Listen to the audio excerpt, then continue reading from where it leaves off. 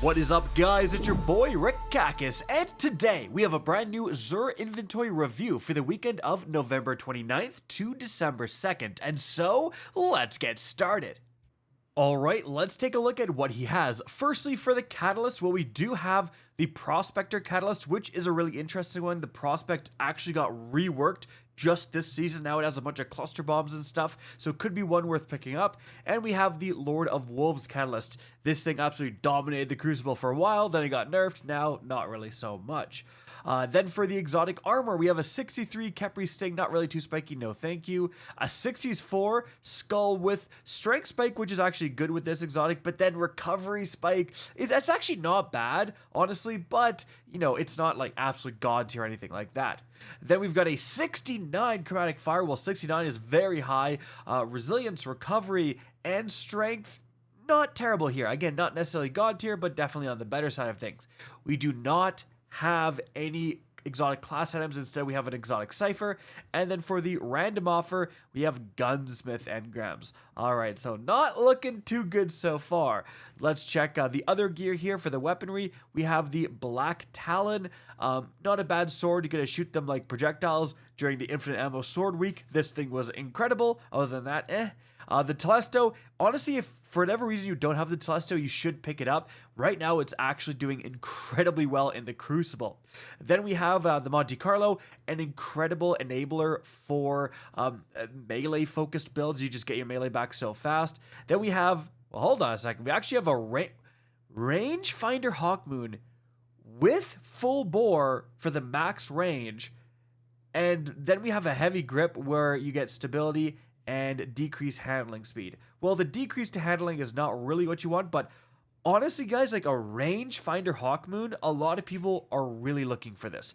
Now, Editor Kakis jumping in here, yes, a lot of people are looking for this. In fact, as you can see right here, full bore plus rangefinder is the most popular role for the Hawkmoon. This is the god role. The only difference is the grip. So this is a 4 out of 5, if you would, or technically a 2 out of 3 when it comes to the Hawkmoon. So this is one grip off from the best role you can get, or the consensus most popular best role you can get on the Hawkmoon. So 100%, guys, if you've been waiting for a good Hawkmoon, this is the weekend to pick it up. And then later on, if the perfect grip gets sold with this perk combo, you can upgrade then, but it's probably going to be quite a while until we see that.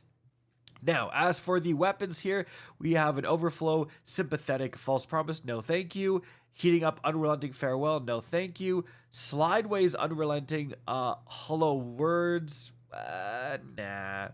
Then we've got the Number with Pulse Monitor, Multi-Kill Clip, nope. We have a Blast Batu with Pulse Monitor Chain Reaction, nope.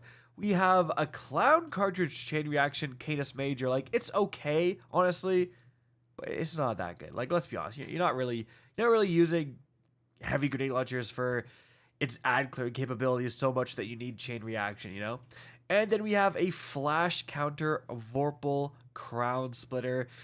Honestly, I mean, you can definitely get the weaken with Flash Counter combined with Vorpal Weapon increasing the damage. It's kind of a unique role, but it's not that good. All right, now as for the armor, the 7th Seraph set, let's check light.gg for the rarity.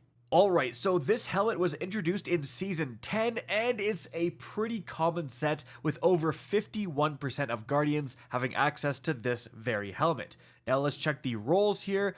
For the gauntlets, 63, Intellect Spike, no thank you. 64, Resilience and Discipline is, I mean, actually exactly what you want on a Titan. Like, Resilience, Discipline, those are two great spikes. 64 overall, pretty darn good chest piece, honestly. Then we've got 66, Resilience, Recovery, and Discipline all being featured. Again, not a terrible roll here. And then 65, too much mobility, unfortunately. All right, let's check the Warlock. All right, for the Warlock, let's check the armor here. 64... everything except for intellect mobility, it's okay. 64, a lot spikier this time with recovery and strength. Well, if you're going for some sort of melee build on the Warlock, you could pick this up. Then for the helmet, 62 with a huge resilience spike. Unfortunately, 62 is kind of on the lower end, and overall, the second biggest spike being intellect, not that insane. And then 64 with a massive recovery spike this time. All right, that's actually a pretty decent piece. Big recovery spike for the Warlock, followed up by strength and some other stats. Not terrible, not terrible. All right, now, almost forgot about the sword. Tireless Blade counterattack is trash. It's very forgettable. So let's check the Hunter. All right, for the Hunter, let's check the sword first. Energy transfer, flash counter, not good at all. Then for the gauntlets, 65, too much strength, unfortunately, so no thank you. 65, not spiky at all. Then we've got 65, very spiky. Big recovery spike followed up by intellect is not really what you want. If you really need recovery, you can consider this, but not that insane. And then 63, discipline and mobility. Honestly, like if this was a bigger number than 63, a little bit more spiky in those areas, I'd be really happy about it, but not that incredible. And so guys, overall, pretty meh weekend. Other than this Hawkmoon, I think this is the definite highlight of the weekend. Just checked, Light.gg has this role ranked as an A tier role. So again, if you are in the market for a rangefinder, full bore, like max range Hawkmoon, this is the weekend for you guys. Other than that, again, pretty mid. So guys, that's it for the video. Hope you enjoyed and found this informative. If you did, please remember to help me out by simply rating and especially sharing this video. If you guys want to see more Destiny 2 content similar to this, don't be afraid to slap that subscribe button. If you want to get in touch with me and keep up to date with the latest channel activity, the best way is to follow me on Twitter at RickCacus. That is linked in the description down below. Again, I hope you enjoyed the video, and as always, have a good day.